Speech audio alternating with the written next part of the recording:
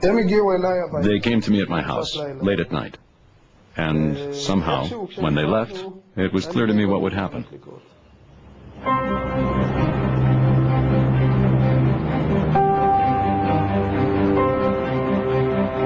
At 2 in the morning, Yarden Morag and Shlomi Devere hitched the booby-trap trailer to the settlement security vehicle.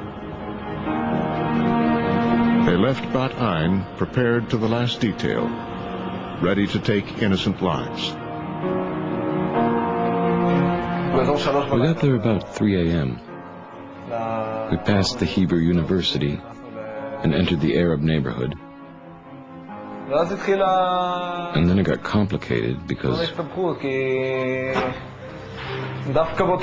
that night a police car happened to be in the area. כנראה שנשלחנו לעצור אותם, זה מה שאני חושב.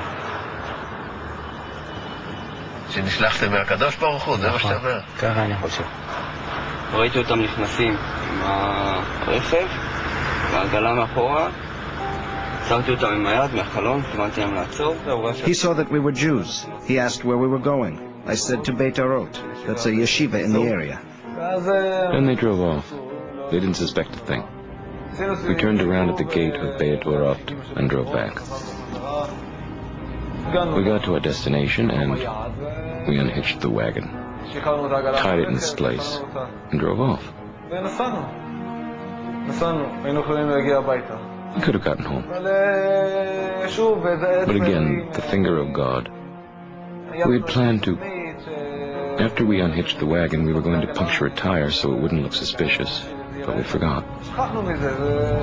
With all the pressure, we completely forgot. And after we'd driven about 200 yards, I told Yarden, hey, we forgot to puncture the tire. So he put the car in reverse and drove back 200 yards. ושהוא עשה רוורס, הוא הדליק לי נורה שראיתי רכב מנסה להתחמק. אני ניידת משטרה עומדת באמצע הצומת ורכב עושה רוורס. לא נתנו לנו תשובות, לא איך קוראים להם ולא איפה הם גרים ומה הם עושים פה. עשינו חיפוש בתוך הרכב, מצאנו מיני עוזי, אקדח, מחסניות. אז בתוך... So, within 10 or 15 minutes, they sent in lots of patrol cars, security vehicles, all kinds of blue lights, and it takes a while to realize that, to get it into your head, that you've gone from being a free man to being a prisoner. The handcuffs they put on me will stick with me for years.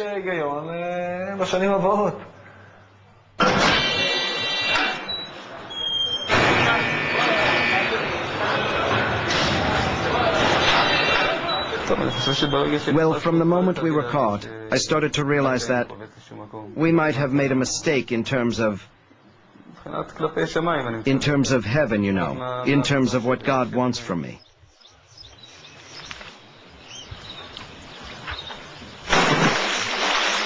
The next morning, back in Bat Ain, Yarden Morag's father received the news about his son's arrest. When I found out, I was filled with rage, overflowing with anger, and I wanted to find Yarden at the police compound and slap him.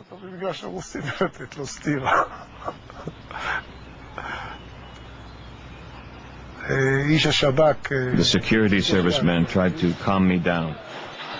He said that what Yarden needed is a hug from his parents, because he was going to go through a tough period of interrogation and a very long trial. The interrogation of Morag and Devere soon led back to Bat Ain and another member of the terror cell, Ofer Gamliel. It was obvious that I would be arrested. I left the marketplace. They closed off the road, and it was like a Hollywood movie. They got out of the cars, the doors open, they stood behind the doors with guns and megaphones. As soon as I got there, they showed me testimonies given by Shlomi and Yarden. They showed me their detailed testimonies, what they said, everything. And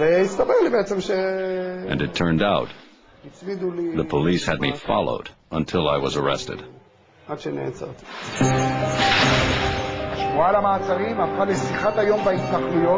In Bat Ain, the settlers didn't want to believe the security forces and tried to minimize the arrests.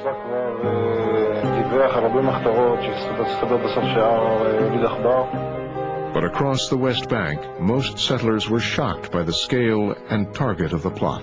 The Israeli press was united in its criticism. The Settlers' Council issued a strong official condemnation.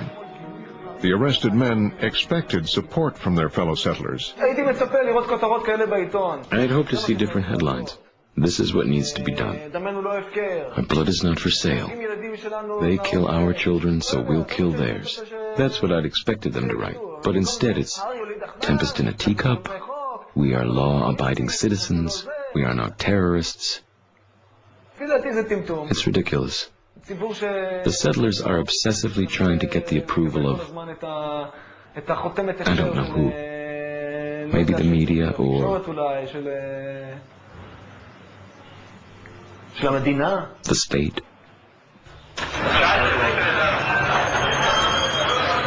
The security forces were convinced that the three men had not acted alone. They kept up interrogations. Then, a month after they'd been arrested, when Shlomi Devere was brought to court, he tried to trick his guards by giving a copy of the Talmud to his wife. In it, he had encoded a message. They want the names of Parrott and his friends. Warn them. The security service interrogators are now convinced that Parrott is a code name for Yossi ben Baruch. Yossi ben Baruch was another of the hilltop settlers. He built his home on a hill south of Hebron. The Israeli security service, Shabak, had come to believe that he was the brains behind the failed bombing outside the school in East Jerusalem.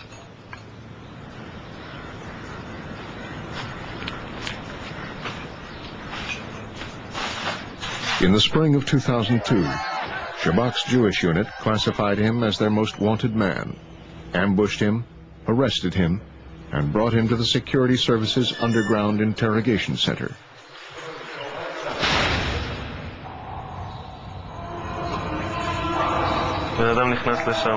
You go in there, they put big opaque sunglasses over your eyes. A jailer grabs you by the arm and drags you along. There's no window, of course. You can't tell if it's day or night. They take your watch away first thing, so you lose your sense of time. Every day they move you to a different cell, so you won't get used to one place. Sometimes they move you a few times a day. You come back from questioning, your things are gone. They have been moved to a different cell. They do this to break you, so you can't get a solid grip on anything. Shabak's interrogators tried to break him, but he wouldn't give up anyone. Ben Baruch would remain silent for 600 days. In a rare appearance, the chief of Israel's internal security forces went public with his concern. Over the first 2 years of the Intifada, 7 Palestinians were killed and 19 were injured just for being Palestinians.